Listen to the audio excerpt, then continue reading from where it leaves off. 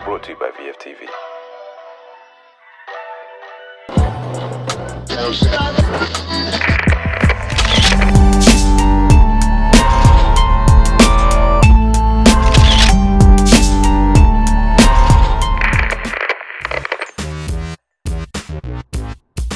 The cool thing about hats is it tells a story, like, you know, the NY of New York, Yankees. It doesn't just represent the Yankees, it represents New York, the city, the place, the thing, you know?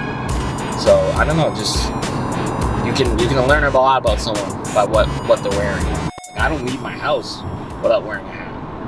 It's just normal. My name's Leon Chen.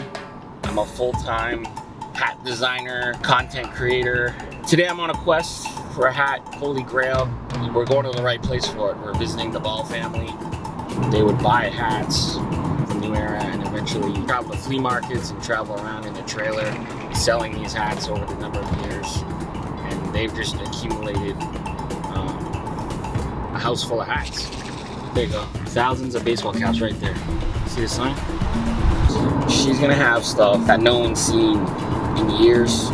Stuff from the 80s, the 70s. This stuff should be in a museum. Let's do this. Real pleasure. You know, there's hats everywhere. There's hats on lines.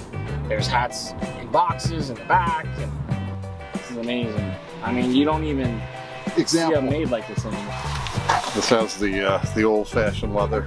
These are the old hats up here. Yeah. The real old hats. How do you keep track of all of these hats? But I do have Negro Leagues if you want to look at those. Yeah, definitely. Like this one is Yeah, I know the Cubans. the New York right. Cubans. Yeah. Oh man, what a piece of history here. The Indianapolis Clowns, famously Hank Aaron's Negro League team. Amazing piece. The Grails, the Hawaiian Baseball League. Those you can't even get anymore. The license completely gone. That Whale, the Beach Boys. All and, 3 of them? Yeah. Do you know how many you have? Hats? How many hats do you have? Oh, everybody always asks me that. I must really like it because, you know, I'm 89 now, and it seems like I had it all my life. Show the picture, Mom. They owned the hot dog stand from about 1961 to 1981. What happened was an old friend of Mom's that she went to high school with. Dave Cook. Dave Cook is the dad of Chris Cook, the owner of New Era Cat. He used to come and visit us. And then he started teasing my husband. Sell my hats, sell my hats, sell my hats. And my husband started selling them out of the trunk of his car. My dad just kept buying and buying and buying. He loved hats. He loved hats. Careful. It happens.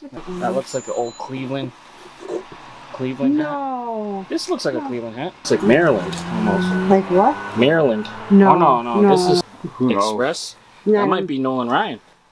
Nolan Ryan. I'm seeing stuff I don't even know. What hat you wearing today? Why did you decide to wear this one?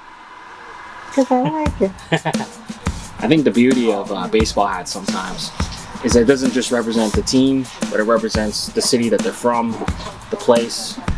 Everyone was going crazy when I was in Denver last week for those orange uniforms. Everyone's crying for this logo to come back permanently.